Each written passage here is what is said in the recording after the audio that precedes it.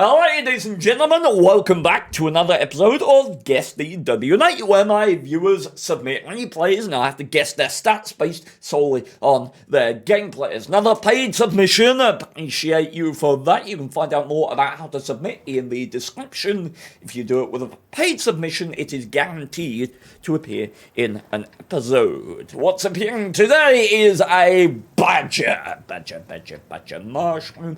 Anyway, a badger. Instinctually, I want to say highest DPM in the game, but it's not, because the highest DPM in the game is HE from the ship pack, but we won't talk about that. Badger here with 2,100 hit points, and that is base, so not benefited or impeded by field mods or any equipment choice. Not that equipment choice could impede hit points. But we got a top speed of, I think, 30, and we're edging around 33, 34, so I would guess that this badger is benefited by a turbocharger of some sort. Most likely not in a mobility slot, although I don't know what the slottage is on the badger, believe it or not. This assault tank destroyer. And the badger does have slightly better DPM than the tortoise, though I would argue, and I think many people would probably feel the same way, that the tortoise just feels more violent tier for tier, even with the 400 alpha, as opposed to the 480 that is found on the armor piercing and APCR shells on the badger. We've got, I think, 276 pen, or is it 272 base? 272. Going up to 320 with APCR, which is actually less, believe it or not, than the tortoise. Tortoise at tier 9 has 326 pen. But badger does get something going for it. This tank has a lot going for it, but we're talking about HE, which is a lovely thing on the tortoise. 120mm of HE pen on the tortoise. Badger goes up to 130. 130mm of HE pen. That is fierce, and that's why we're walking around with 15 shells of it here. I like to see that. Alpha damage on that with a pen is 620. Very nice indeed. And already bouncing 2 shells here, benefited no doubt by the 300 HE on the intuition. Lovely, avoiding the gun mantlet, and you could shoot it. Benefited by the 300, oh my word, it's beautiful. 355mm of front armor, I believe. The highest on-paper armor value in the entire game, being things like the T95 and the front of the Object 260. Sides and rear, though, is where you get into trouble, as unlike the tortoise, you're not benefited by a rather pleasant number, at least on paper. Tortoise side armor is, I believe, 152, is it? Or maybe it's 101 these days. The rear of the tortoise most certainly is 101, and I think the badger on the side is about 76 with 38.1 or something like that on the rear. That feels very American to a lot of us if we're familiar with armor profiles. But yeah, if you get behind the badger, load that HE, because just about anything you fire at it is going to go straight through. It is made of paper mache. Now these ridge lines are going to feel certainly quite pleasant, given the tendencies of gun depression. You do have to respect that the gun arc on the badger is, I believe, somewhat less pleasant than on the tortoise, though don't take my word on that. I'm just basing it on my memory. I could be wrong. I think it's 15 degrees to the left, 15 degrees to the right on the badger. And I certainly remember the tortoise impressing me with its gun arc, if not its mobility in general. Of course, gun arc was more important when playing the tortoise due to having to conceal that cupola that you spent thousands of games learning how to do as it moved about as you went up the tech tree from the 82 to the 88, 87, and indeed the 15. Always blessed with those big old warts on top that you had to conceal. Another HE there. Should be worth noting that the HE actually has 1,000 meters per second shell travel time, the exact same as the AP. It's only the APCR that gets better than that, going up to 1,250. But certainly with any type of shell you fire, you're not going to have a lot of trouble leading your shots unless you do in fact manage to suck. So, that's about all you need to know about the tank. I know, Imesh. I'm watching the game. He's been doing standard Badger things. Okay. So, do the enemy threaten base? Not really. Like, the way you attack this base, and often the way you defend this base, is by using this low ground here to close in. Like, as an example, if you've got presence around here, but you own their base, then you can come up in this low ground to get close to these guys, because you're not threatened by this area. In the same way, the enemy, facing an area like this, would like to not yellow along this open land here, but instead come low.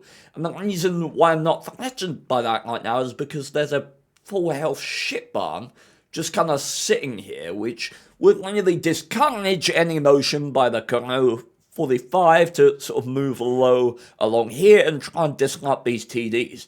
So these TDs and the RT, the 261 at the back, are actually in a pretty damn secure position there, I would argue. So not hugely threatened by that, not really feeling like I have to go back at all. I think this is the right play to move up into the middle. I'd try and pressure. I think the Type 61 may have got blind fire by only aiming at the Badger, not sure. But heading up to this ridge line so you can cover this land, and start disrupting these guys as well, using multi-level engagement of both the ship barn, STRV with a nice location there, and the Badger out wide as well. Certainly good play, I think. And of course, benefited by that turbo, as we said. What do we think the equipment choice is here, chat? That is a surprising pen from the stock gun of the Conqueror. And you know, it may well have found its... Where the heck did that... Oh, wow. Did it... It actually... He actually managed to hit lower plate, I think. Wow, that I did not think he had a shot at lower plate. But stock gun of the Conqueror. Useful information. What do we think the equipment choice is? Damn, Chieftain Heavy Fahrenheit might be worth a little bit of a wiggle here. Try and get him to hit the side a little bit, or at least put a more severe angle on what you're presenting. Okay, we're theorizing that that T-57 Heavy is reloading. 299 pen on the Jagdpanzer, 420 with heat. Let's remember that, but last time he fired AP, no reason to think he'd randomly switch to heat now. And he is a one-shot kill, so break and miss while pre-aimed. Very good. Okay. Like to see that. Rammer, turbo, and hardening. It's not hardening, Exops. 2,100 hit points is the base hit point value of the Badger, so it discounts him using hardening. So we know he's using turbo based on top speed. We can only imagine he's using a rammer. So what's the other choice of equipment? Vents? Low noise. You'd think it's a stealth Badger. Oh, and that's unfortunate. I mean, at that point you're just picking up damage, pushing yourself over 6k. Very nice.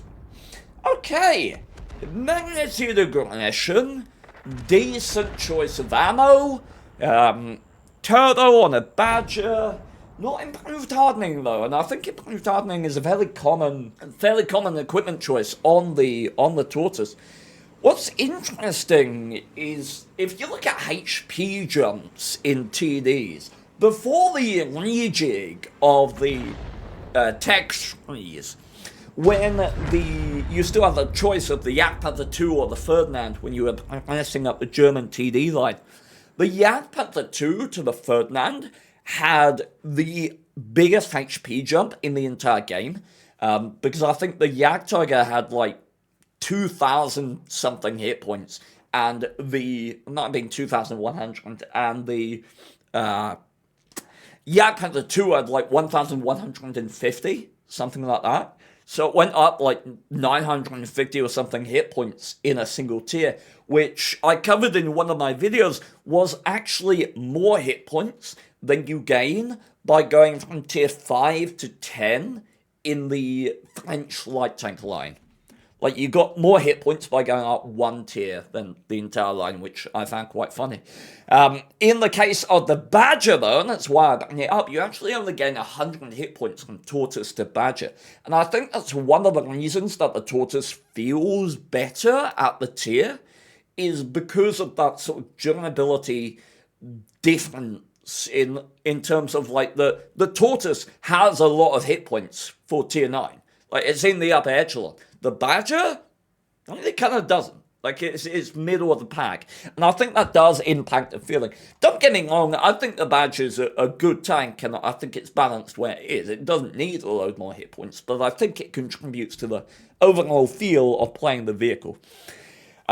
So, tier for tier, Tortoise DPM is better. Yes, I would agree with that. I think this is a decent player. I'm getting, my instinct says around sort of 53%. Is where I'm feeling. So I will just go by instinct.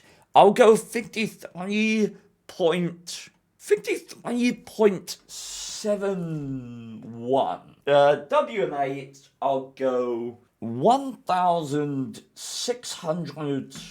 No, 1,714. Ooh, 53.71. I wasn't far off the win rate. WN8 is higher than I thought. Okay. I'm doing a lot better recently. Love to see that. So, ladies and gentlemen, replay number 2. Here we are on Ensk. Motherfuzzin' Ensk. We're on Nuremberg is what we're on a tested map in the Pantera, a tank that I very much enjoyed. And did you know that this thing has a slower intro clip than the Pantera, the premium version? 2.5 between the shells on tech, 22 seconds on the premium. So there you go. Gonna avoid talking about them buffing the Pantera. Okay. 380 meters of view range, I believe, might come into play here. We stick out on a field, but probably not. It's mostly a city map. 212 was standard, and I believe 259 with premium. 259 with premium. Do carry a couple of HE shells, primarily for resets and picking up kills on low health tanks. Now, we're putting ourselves in the middle here, ready to just perhaps impact people going that way. Now, this is a tad concerning. I like the camera moving to the right here. What I want to perceive from his camera work is concern of presence on, like, this corner and here. It's a bit early to be worried about that for the most part, but maybe if a Skoda got a good spawn, it could have got to there. Maybe if Pangelo or maybe an EBR randomly going for an early shot. But I want to be aware, based on his camera work, that he's aware of that angle existing, given that he was spotted from the middle, and if he keeps going, we will still be spotted. So I want to perceive a little bit of concern. It's debatable whether there's concern. We did see a shot break a vehicle there. But that's something that I would look for in a more experienced player. Generally, if you were gonna go to the mid, you either go to the mid or you don't. Ooh, okay. And what I mean by that is we came up middle and then saw one medium tank and stopped. Whereas if we wanted to go here, we could have just gone far more safely. It was interesting, perhaps a bit of indecision. Generally speaking, there's three options. If you're going to go to mid, you go to mid and you commit to it. If you're going to cover mid, you can use this building back here, particularly useful if there's RT in play, to get quick damage out into anyone pushing mid. Okay, we're falling back. risky. Yeah, EBR's unspotted. Oh, yeah, but yo, a little uncomfortable. A little uncomfortable. I mean, you got a healthy Chufferter. What I thought was going to happen, which I liked a fair amount, was I thought we were going to fall back and establish a multi-level engagement by occupying this position. This land back here is actually fairly hard to dig someone out of, right? Because you've got this little elevation in land. You can sit something like a Pajero here. You can work shots on these guys. You can cover the Chafferteur. And if anyone pushes up this way or in these bushes, you've got something to say about that as well. So putting a Pajero back here really bolsters this flank, or it makes it really hard for the enemy to push through this flank. So interesting to see how this is going to go, because if the enemy do have more here than it is accounted for, if they got like that EBR participating, like the ambush though. Only going for 2, okay. Just being conservative. Mark of a good player when you only go for 2 shots. Alright. Now, when you're locating, it would be very bold to pop up in the exact same place twice, and oh, actually, believe it or not, at this exact moment, this isn't as bad a relocation as it might otherwise be. Yes, we don't know where the EBR is, and we would normally expect presence around here or in this field position, which would make this relocation bad. And I think it is a poor relocation. But TDs both spotted, the XM and the WZ. The only thing unaccounted for is the T-32, and it's highly unlikely he's sitting at the back. So normally this relocation would be a lot worse due to the distance fire coming in, benefited by the forward spotting of the EBR. But it looks like we're getting away with it. My question would be, what is the purpose of this relocation? Is it a bait, in which case you don't need to do it fully? Like, I don't know that you're going to get much from here, but we'll see. I argue that being wider is probably more valuable, and the lack of concern for the EBR just sitting right out in the open from an angle for him to get you on the side there would have been really grateful that he's not playing out on the field as I think he should be. Right, Chauffeur's pinging at the back around J0. It's kind of hard to interpret what he means by that. But okay, team is moving and we respond. I like this. This is good. Awareness, maybe. Another poke. Oh, this is lovely work by the team here. Lovely work by the team. What is this? There's like solid teamwork going on. What the heck? Okay, now we're in a bit of difficulty because, yeah. I like waiting for us to load. That's nice. And the T-32 was over there. That's wild to me. They put a T-32 at J0. That's really quite something. Lovely move by the team, though. It really was. What we can talk about, though, is a general principle. And this is, like, deep. This is not something that a lot of people don't think about. And it's very rare that you have a chance to think about it. But it's the idea of don't block your own shots with dead tanks. And in this case, because they killed the Skoda, that was the easiest shot, they allowed the G-Sword to go hold down behind him. Whereas if all these guys had come around the corner and they were communicating and they were playing that situation right, they would have tried to kill the G-Sword first. He was open, he was turning sideways, right? They could have killed the G-Sword first, and then the Skoda has nowhere to hide. Because they killed the Skoda first, the G-Sword was able to hold this position and stay alive. So, just a little optimization. Obviously, it's not an individual player mistake at that point, so I'm not critiquing this player for not doing that, but just to be aware that if you were like leading clan wars or something like that, or you're being a field commander for your clan, be aware that you should adjust your focus fart or your target prioritization, or which target you call out based on, okay, is it going to be annoying to have a dead tank in front of this other one? So worth keeping in mind.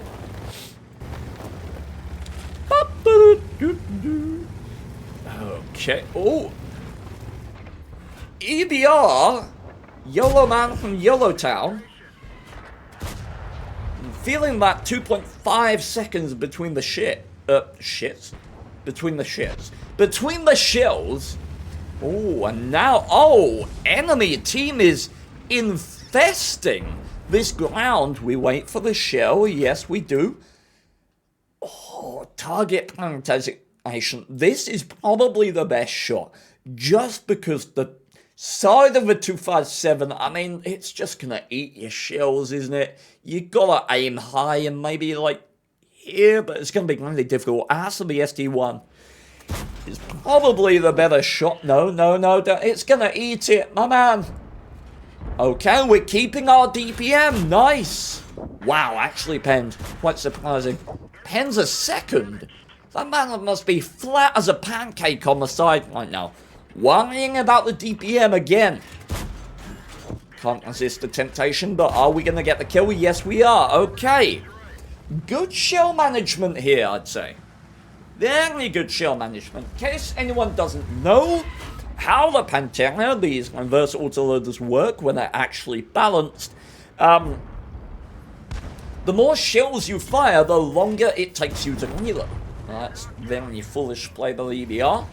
So, when we're talking about conserving DPM, we're talking about only firing 1 or 2 shells so that you reload quicker and your damage per minute is higher because you don't have to go through that longer reload for the subsequent or deeper shells in the clip. So when we're looking at a situation like this where we're not pressured, where it's just about putting out a DPM at distance, getting that gun singing, going single shot is exactly the correct play. Unless we get a powerful reason to do so, such as the kill on the Pajero, we are just going single shot here, and there's a kill, a potential kill, which is why we went deeper into the clip. Unfortunately, 0.23 accuracy, not doing well enough, and I like this awareness. We see that someone's moving on the north line, the Chauffeur, and instead of tunnel visioning on the things that he was shooting at, goes with the Chauffeur. This is really, really good stuff by this guy. Alright, and are we going to find a G-Saw camping at the back here? Does not look like it. Okay, and I do not think it's going to be that troublesome for them to win this game, but we'll have to see if the G-Saw is presenting at K2. That would be my estimate for his position right now, but not using a fuss about team coming into base yet. And it's possible for the team to lose this, though I would hope unlikely. Are we going to stop and target? No, we're taking wide position. Focusing on the forward tank. Forward kill. Lovely. Wait. Target rich environment. Very good. This man manages his reload quite well. Puts a second into the chamber. Gonna put another one out as well. Okay. Very good stuff. I like it. And now we just got to wait. Wait for the whole reload to work. Chauffeur should be telling you about his reload now. We're just waiting to reload all 3 shells to we're at max potential. And now, do you have an angle? Do you focus a char? I mean, if you got damage... Oh, that's a lovely bait. I would, at this point, probably use the reload time to just kill the G-Saw. Just because the G-Saw is so much more valuable. But I think, to be honest, I'd be overplaying myself. Like, there's no real reason not to take the kill on the 53 TP right now, because you still have 2 shells left, which is enough to deal with the G-Saw. And even if worst comes to worst, you can reverse into line of 5 your Chaffeteur.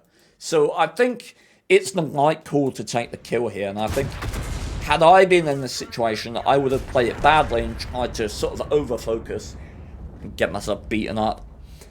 But that's a wonderful game in a Pantera, to be sure. Very well played. Only a couple of sort of...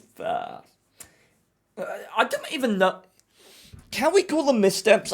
I will call them missteps. I think the sort of indecision at the start, like going mid and then coming high from mid, is odd.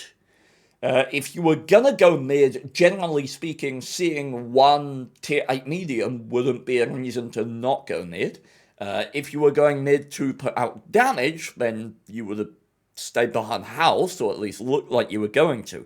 So the indecision at the start is questionable. There were a couple of questionable relocations when we didn't know the location of the EBR. I think had that EBR been a very good player, you would have been punished a lot more for the kind of relocations that you were making out wide there. It's lucky that you weren't, but I think in the future we can make safer relocations because we weren't really under a huge amount of pressure to relocate there. From out wide on the north line, I mean. I think falling back was a good play, but relocating across this road in the middle of the open and then sitting on the open side of these bushes was highly questionable in my mind. Instinct. What is Instinct telling me? Man manages his reload very well. Which could be a sign of a good player, but it could be a sign of someone who's just very experienced in the Pantera. His map awareness, here's the odd thing, map awareness is generally really good. He saw the push on the north line, he relocated with his team, which I think makes his win rate a lot higher, but that questionable relocation is stuck in my mind. I'll go 54, my instinct says higher? My instinct wanted to go like 56, but I feel like that's... I'll go 54.99 is what I'll go. And for WN8, I'll go 1,938. There he is. Okay, so estimate 54.99 and 1,938. Ooh. Oh, I'm not bad. I'm not bad at this. It's my game. I should be good. Actually, it's not my game. I stole it from Gotham Chess, but still, I'm happy with that. That's pretty damn good. That might be the closest I've got to calling someone's stats within like 1% of the wins, and 1,938. I guess. That's not bad at all. GG to me. And a very well played game from this guy. Very impressed by the awareness. 12,000 games? This is either going to be a very, very good player, or it's someone who has experience on maybe console or another account. But still, very good indeed. A lot of potential there. Cool! Ladies and gentlemen, thank you so much for watching. You can look in the description for the next and previous episodes, and the entire playlist is linked there as well. If you're interested in catching these videos and all of my videos released early, you can consider membership to the channel. Just click the join button. Thank you very much, everyone. Bye-bye. You better never ever shoot versus the man, cause that's a jerk off his hand, hence you're a permanent ban, yep. Like in a roleplay game, you wield a dagger but get smashed from half a globe away. But don't worry mate, he's sorry you could have known though, it's all the same story. You better not berate him, he is living in the country next to the US with oil fields.